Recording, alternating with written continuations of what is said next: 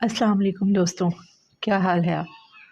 उम्मीद करती हूँ कि आप सब ईमान और सेहत की बेहतरीन हालतों में होंगे, और अगर उसमें किसी भी किस्म की कोई कमी है तो रब करीम से दुआ गो हूँ कि वो अपनी रहमत से उसको मुकम्मल कर दे। दोस्तों, हमारा जो कुरान पाक के तर्जुमे का सिलसिला चल रहा है, तो आज हम इंशाअल्लाह अपना पारा नंबर 2 मुकम्मल करेंगे। सूरह बकरा का हमारा तर्जुमा चल रहा है, जो हमारा मुकम्मल हो चुका है सूरह बकरा की आयत नंबर 221 तक। इंशाअल्लाह आज हम आयत नंबर 222 से शुरू करेंगे और अपना पारा नंबर 2 मुकम्मल करेंगे इंशाअल्लाह। तो आइए अपनी तर्जुमे को शुरू करते हैं। औज़ु बिल्लाहि मिनश शैतानिर रजीम, बिस्मिल्लाहिर्रहमानिर्रहीम। और लोग आपसे हैज़ के बारे में पूछते हैं, आप कह दीजिए कि वो गंदगी है, लिहाजा हैज़ की हालत में औरतों से अलग रहो, और जब तक वो पाक ना हो जाएं उनसे कुर्बत यानी जमा ना करो। हाँ, जब वो पाक हो जाएं तो उनके पास उसी तरीके से जाओ जिस तरह अल्लाह ने तुम्हें हुक्म दिया है। बेशक अल्लाह इन लोगों से मोहब्बत करता है जो उसकी तरफ कसरत से रुजू करें, और इनसे मोहब्बत करता है जो खूब पाक साफ रहें। तुम्हारी बीवियां तुम्हारे लिए खेतियां हैं, लिहाजा अपनी खेती में जहाँ से चाहो जाओ और अपने लिए अच्छे अमल आगे भेजो, और अल्लाह से डरते रहो और यकीन रखो कि तुम उससे जाकर मिलने वाले हो। बेशक, और मोमनों को खुशखबरी सुना दो, और अल्लाह के नाम को अपनी कस्मों में इस गर्ज से इस्तेमाल ना करो कि उसके ज़रिए नेकी और तकवा के कामों और लोगों के दरमियान सुलह सफाई कराने से बच सको, और अल्लाह सब कुछ जानता है। बेशक वल्लाहु समीउल अलीम, और अल्लाह सब कुछ सुनता जानता है। अल्लाह तुम्हारी लव कस्मों पर तुम्हारी गिरफ्त नहीं करेगा, अलबत्ता जो कस्में तुमने अपने दिलों के इरादे से खाई होंगी इन पर गिरफ्त करेगा, और अल्लाह बहुत बख्शने वाला बड़ा बुर्दबार है। वल्लाहु गफूरुल हलीम, और अल्लाह बहुत बख्शने वाला बड़ा बुर्दबार है। जो लोग अपनी बीवियों से एला करते हैं यानी इनके पास ना जाने की कसम खा लेते हैं, इनके लिए 4 महीने की मोहलत है। चुनाचे अगर वो कसम तोड़कर रुजू कर लें तो बेशक अल्लाह बहुत बख्शने वाला बड़ा मेहरबान है, और अगर उन्होंने तलाक ही की ठान ली हो तो भी अल्लाह सुनने जानने वाला है। बेशक, और जिन औरतों को तलाक दे दी गई हो वो 3 मरतबा हैज़ आने तक अपने आप को इंतज़ार में रखें, और अगर वो अल्लाह पर और आखिरत के दिन पर ईमान रखती हों तो इनके लिए हलाल नहीं है कि अल्लाह ने इनके रहम में जो कुछ हमल या हैज़ पैदा किया है इसे छुपाएं, और इस मद्दत में अगर इनके शौहर हालात बेहतर बनाना चाहें तो इनको हक़ है कि वो इन औरतों को अपनी ज़ौजियत में वापस ले लें, और इन औरतों को मारूफ तरीके के मुताबिक वैसे ही हुकूक हासिल हैं जैसे मर्दों को उन पर हासिल हैं। हाँ, मर्दों को इन पर एक दर्जा फ़ौक़ियत है, और अल्लाह गालिब और हिकमत वाला है। तलाक़ ज़्यादा से ज़्यादा 2 बार होनी चाहिए। इसके बाद शौहर के लिए 2 ही रास्ते हैं, या तो कायदे के मुताबिक बीवी को रोक रखे यानी तलाक़ से रुजू कर ले, या खुश उसलूबी से छोड़ दे यानी रुजू के बग़ैर इद्दत गुज़र जाने दे। और ए शौहरों, तुम्हारे लिए हलाल नहीं है कि तुमने इन बीवियों को जो कुछ दिया हो वो तलाक़ के बदले इनसे वापस लो, इला ये कि दोनों को इस बात का अंदेशा हो कि वो निकाह बाकी रहने की सूरत में अल्लाह की मुकर्रर की हुई हुदूद को कायम नहीं रख सकेंगे। चुनांचे अगर तुम्हें इस बात का अंदेशा हो कि वो दोनों अल्लाह की हुदूद को कायम ना रख सकेंगे तो इन दोनों के लिए इसमें कोई गुनाह नहीं है कि औरत माली मुआवजा देकर अलहदगी हासिल कर ले। ये अल्लाह की मुकर्रर की हुई हुदूद हैं, लिहाजा इनसे तजावुज़ ना करो, और जो लोग अल्लाह की हुदूद से तजावुज़ करते हैं वो बड़े ज़ालिम लोग हैं। फिर अगर शौहर तीसरी तलाक दे दे तो इसके बाद वो मुतालिका औरत इसके लिए इस वक्त तक हलाल नहीं होगी जब तक वो کسی اور شوہر سے نکاح نہ کرے۔ ہاں اگر وہ دوسرا شوہر بھی اسے طلاق دے تو ان دونوں پر کوئی گناہ نہیں کہ وہ ایک دوسرے کے پاس نیا نکاح کر کے دوبارہ واپس آ جائیں، بشرطے انہیں یہ غالب گمان ہو کہ اب وہ اللہ کی حدود قائم رکھیں گے، اور یہ سب اللہ کی حدود ہے جو ان لوگوں کے لیے واضح کر رہا ہے جو سمجھ رکھتے ہوں۔ اور جب تم نے عورتوں کو طلاق دے دی ہو اور وہ اپنی عدت کے قریب پہنچ جائیں تو یا تو ان کو بھلائی کے ساتھ اپنی زوجیت میں روک رکھو یا انہیں بھلائی کے ساتھ چھوڑ دو، اور انہیں ستانے کی خاطر اس لیے روک کر نہ رکھو کہ ان پر ظلم کر سکو، اور جو شخص ایسا کرے گا وہ خود اپنی جان پر ظلم کرے گا۔ اور اللہ کی آیتوں کو مذاق مت بناؤ، اور اللہ نے تم پر جو انعام فرمایا ہے اسے اور تم پر جو کتاب اور حکمت کی باتیں تمہیں نصیحت کرنے کے لیے نازل کی ہیں انہیں یاد رکھو، اور اللہ سے ڈرتے رہو، اور جان رکھو کہ اللہ ہر چیز کو خوب جانتا ہے۔ بے شک ان اللہ بکل شیء علیم، اللہ ہر چیز کو خوب جانتا ہے۔ اور جب تم نے عورتوں کو طلاق دے دی ہو اور وہ اپنی عدت کو پہنچ جائیں تو اے میکے والوں انہیں اس بات سے منع نہ کرو کہ وہ اپنے پہلے شوہروں سے دوبارہ نکاح کریں، بشرطے وہ بھلائی کے ساتھ ایک دوسرے سے راضی ہو گئے ہوں۔ ان باتوں کی نصیحت تم میں سے ان لوگوں کو کی جا رہی ہے جو اللہ اور یوم آخرت پر ایمان رکھتے ہوں، یہی تمہارے لیے زیادہ ستھرا اور پاکیزہ طریقہ ہے۔ اللہ جانتا ہے اور تم نہیں جانتے۔ اور مائیں اپنے بچوں کو پورے 2 سال تک دودھ پلائیں، یہ مدت ان کے لیے ہے جو دودھ پلانے کی مدت پوری کرنا چاہے، اور جس باپ کا وہ بچہ ہے اس پر واجب ہے کہ وہ معروف طریقے پر ان ماؤں کے کھانے اور لباس کا خرچ اٹھائے۔ ہاں کسی شخص کو اس کی وسعت سے زیادہ تکلیف نہیں دی جاتی۔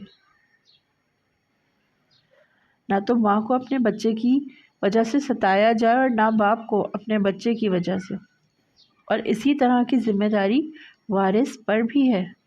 پھر اگر وہ دونوں یعنی والدین آپس کی رضامندی اور باہمی مشورے سے 2 سال گزر جانے سے پہلے ہی دودھ چھڑانا چاہیں تو اس میں بھی ان پر کوئی گناہ نہیں ہے۔ اور اگر تم یہ چاہو کہ اپنے بچوں کو کسی انا سے دودھ پلواؤ تو بھی تم پر کوئی گناہ نہیں، جبکہ تم نے جو اجرت ٹھہرائی تھی وہ دودھ پلانے والی انا کو بھلے طریقے سے دے دو۔ اور اللہ سے ڈرتے رہو اور جان رکھو کہ اللہ تمہارے سارے کاموں کو اچھی طرح دیکھ رہا ہے۔ اور تم میں سے جو لوگ وفات پا جائیں اور بیویاں چھوڑ کر جائیں تو وہ بیویاں اپنے آپ کو 4 مہینے اور 10 دن انتظار میں رکھیں، پھر جب وہ اپنی عدت کی میعاد کو پہنچ جائیں تو وہ اپنے بارے میں جو کارروائی مثلاً دوسرا نکاح قاعدے کے مطابق کریں وہ تم پر کچھ گناہ نہیں، اور جو کچھ تم کرتے ہو اللہ اس سے پوری طرح باخبر ہے۔ اور عدت کے دوران اگر ان عورتوں کو اشارے کنائے میں نکاح کا پیغام دو یا ان سے نکاح کا ارادہ دل میں چھپائے رکھو تو تم پر کوئی گناہ نہیں ہے۔ اللہ جانتا ہے کہ تم ان سے نکاح کا خیال تو دل میں لاؤ گے لیکن ان سے نکاح کا 2 طرفہ وعدہ مت کرنا، الا یہ کہ مناسب طریقے سے کوئی بات کہہ دو، اور نکاح کا عقد پکا کرنے کا اس وقت تک ارادہ مت کرنا جب تک عدت کی مقررہ مدت اپنی میعاد کو نہ پہنچ جائے۔ اور یاد رکھو کہ جو کچھ تمہارے دلوں میں ہے اللہ اسے خوب جانتا ہے، لہٰذا اس سے ڈرتے رہو اور یاد رکھو کہ اللہ بہت بخشنے والا بڑا بردبار ہے۔ بے شک تم پر اس میں بھی کوئی گناہ نہیں کہ تم عورتوں کو ایسے وقت طلاق دو جب کہ ابھی تم نے ان کو چھوا بھی نہ ہو اور نہ ان کے لیے کوئی مہر مقرر کیا ہو، اور ایسی صورت میں ان کو کوئی تحفہ دو۔ خوشحال شخص اپنی حیثیت کے مطابق اور غریب آدمی اپنی حیثیت کے مطابق بھلے طریقے سے یہ تحفہ دے، یہ نیک آدمیوں پر ایک لازمی حق ہے۔ اور اگر تم نے انہیں چھونے سے پہلے ہی اس حالت میں طلاق دی ہو جبکہ ان کے لیے نکاح کے وقت کوئی مہر مقرر کر لیا تھا تو جتنا مہر تم نے مقرر کیا تھا اس کا آدھا دینا واجب ہے۔ اللہ یہ کہ وہ عورتیں رعایت کر دیں اور آدھے مہر کا بھی مطالبہ نہ کریں، یا وہ شوہر جس کے ہاتھ میں نکاح کی گرہ ہے رعایت کرے اور پورا مہر دے دے، اور اگر تم رعایت کرو تو یہ تقوی کے زیادہ قریب ہے، اور آپس میں فراغ دلی کا برتاؤ کرنا مت بھولو، جو عمل بھی تم کرتے ہو اللہ یقیناً اسے دیکھ رہا ہے۔ تمام نمازوں کا پورا پورا خیال رکھو، اور خاص طور پر بیچ کی نماز کا، اور اللہ کے سامنے باادب فرما بردار بن کر کھڑے ہوا کرو، اور اگر تمہیں دشمن کا خوف لاحق ہو تو کھڑے کھڑے یا سوار ہونے کی حالت ہی میں نماز پڑھ لو، پھر جب تم امن کی حالت میں آ جاؤ تو اللہ کا ذکر اس طریقے سے کرو جو اس نے تمہیں سکھایا ہے، جس سے تم پہلے ناواقف تھے، اور تم میں سے جو لوگ وفات پا جائیں اور اپنے پیچھے بیویاں چھوڑ جائیں تو وہ اپنی بیویوں کے حق میں یہ وصیت کر جایا کریں کہ 1 سال تک وہ ترکے سے نفقہ وصول کرنے کا فائدہ اٹھائیں گی، اور ان کو شوہر کے گھر سے نکالا نہیں جائے گا۔ ہاں اگر وہ خود نکل جائیں تو اپنے حق میں قاعدے کے مطابق وہ جو کچھ بھی کریں اس میں تم پر کوئی گناہ نہیں ہوگا، اور اللہ صاحب اقتدار بھی ہے، صاحب حکمت بھی۔ بے شک اور متعلقہ عورتوں کو قاعدے کے مطابق فائدہ پہنچانا متقیوں پر ان کا حق ہے۔ اللہ اپنے احکام اسی طرح وضاحت سے تمہارے سامنے بیان کرتا ہے تاکہ تم سمجھداری سے کام لو۔ کیا تمہیں ان لوگوں کا حال معلوم نہیں ہوا جو موت سے بچنے کے لیے اپنے گھروں سے نکل آئے تھے اور وہ ہزاروں کی تعداد میں تھے؟ چنانچہ اللہ نے ان سے کہا مر جاؤ، پھر انہیں زندہ کیا۔ حقیقت یہ ہے کہ اللہ لوگوں پر بہت فضل فرمانے والا ہے۔ بے شک لیکن اکثر لوگ شکر ادا نہیں کرتے، اور اللہ کے راستے میں جنگ کرو اور یقین رکھو کہ اللہ خوب سننے والا، خوب جاننے والا ہے۔ کون ہے جو اللہ کو اچھے طریقے پر قرض دے تاکہ وہ اسے اس کے مفاد میں اتنا بڑھائے چڑھائے کہ وہ بدرے جہاں زیادہ ہو جائے، اور اللہ ہی تنگی پیدا کرتا ہے اور وہی وسعت دیتا ہے، اور اسی کی طرف تم سب کو لوٹایا جائے گا۔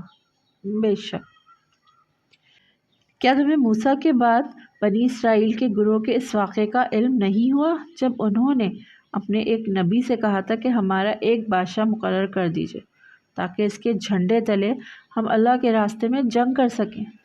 نبی نے کہا کیا تم لوگوں سے یہ بات کچھ بعید ہے کہ جب تم پر جنگ فرض کی جائے تو تم نہ لڑو؟ انہوں نے کہا بھلا ہمیں کیا ہو جائے گا جو ہم اللہ کے راستے میں جنگ نہ کریں گے، حالانکہ ہمیں اپنے گھروں اور اپنے بچوں کے پاس سے نکال باہر کیا گیا ہے۔ پھر ہوا یہی کہ جب ان پر جنگ فرض کی گئی تو ان میں سے تھوڑے لوگوں کو چھوڑ کر باقی سب پیٹ پھیر گئے، اور اللہ ظالموں کو خوب جانتا ہے۔ اور ان کے نبی نے ان سے کہا کہ اللہ نے تمہارے لیے طالوت کو بادشاہ بنا کر بھیجا ہے۔ کہنے لگے بھلا اس کو ہم پر بادشاہت کرنے کا حق کہاں سے آ گیا؟ ہم اس کے مقابلے میں بادشاہت کے زیادہ مستحق ہیں، اور اس کو تو مالی وسعت بھی حاصل نہیں۔ نبی نے کہا اللہ نے ان کو تم پر فضیلت دے کر چنا ہے، اور انہیں علم اور جسم میں تم سے زیادہ وسعت عطا کی ہے، اور اللہ اپنا ملک جس کو چاہتا ہے دیتا ہے، اور اللہ بڑی وسعت اور بڑا علم رکھنے والا ہے۔ اور ان سے ان کے نبی نے یہ بھی کہا کہ طالوت کی بادشاہت کی علامت یہ ہے کہ تمہارے پاس وہ صندوق واپس آ جائے گا جس میں تمہارے پروردگار کی طرف سے سکینت کا سامان ہے، اور موسیٰ اور ہارون نے جو اشیاء چھوڑی تھیں ان میں سے کچھ باقی ماندہ چیزیں ہیں، اسے فرشتے اٹھائے ہوئے لائیں گے۔ اگر تم مومن ہو تو تمہارے لیے اس میں بڑی نشانی ہے۔ چنانچہ جب طالوت لشکر کے ساتھ روانہ ہوا تو اس نے لشکر والوں سے کہا کہ اللہ ایک دریا کے ذریعے تمہارا امتحان لینے والا ہے، جو شخص اس دریا سے پانی پیے گا وہ میرا آدمی نہیں ہوگا، اور جو اسے نہیں چکھے گا وہ میرا آدمی ہوگا۔ الہ یہ کہ کوئی اپنے ہاتھ سے ایک چلو بھر لے تو کوئی حرج نہیں، تو کچھ حرج نہیں۔ پھر ہوا یہ کہ ان میں سے تھوڑے آدمیوں کے سوا باقی سب نے اس دریا سے خوب پانی پیا۔ چنانچہ جب وہ یعنی طالوت اور اس کے ساتھ ایمان رکھنے والے دریا کے پار اترے تو یہ لوگ جنہوں نے طالوت کا حکم نہیں مانا تھا کہنے لگے کہ آج جالوت اور اس کا لشکر کا مقابلہ کرنے کی ہمیں بالکل طاقت نہیں ہے۔ مگر جن لوگوں کا ایمان تھا کہ وہ اللہ سے جا ملنے والے ہیں، انہوں نے کہا کہ نہ جانے کتنی چھوٹی جماعتیں ہیں جو اللہ کے حکم سے بڑی جماعتوں پر غالب آئی ہیں، اور اللہ ان لوگوں کا ساتھی ہے جو صبر سے کام لیتے ہیں۔ بے شک واللہ مع الصابرین، اور اللہ ان لوگوں کا ساتھی ہے جو صبر سے کام لیتے ہیں۔ اور جب یہ لوگ جالوت اور اس کے لشکروں کے آمنے سامنے ہوئے تو انہوں نے کہا، اے ہمارے پروردگار، صبر و استقلال کی صفت ہم پر اڈیل دے، ہمیں ثابت قدمی بخش دے اور ہمیں اس کافر قوم کے مقابلے میں فتح و نصرت عطا فرما دے۔ چنانچہ انہوں نے اللہ کے حکم سے ان جالوت کے ساتھیوں کو شکست دی اور داؤد نے جالوت کو قتل کیا، اور اللہ نے اس کو سلطنت اور دانائی عطا کی، اور جو علم چاہا اس کو عطا فرمایا۔ اگر اللہ لوگوں کا ایک دوسرے کے ذریعے دفاع نہ کرے تو زمین میں فساد پھیل جائے، لیکن اللہ تمام جہانوں پر بڑا فضل فرمانے والا ہے۔ بے شک یہ اللہ کی آیات ہیں جو ہم آپ کے سامنے ٹھیک ٹھیک پڑھ کر سناتے ہیں، اور آپ بے شک ان پیغمبروں میں سے ہیں جو رسول بنا کر بھیجے گئے ہیں،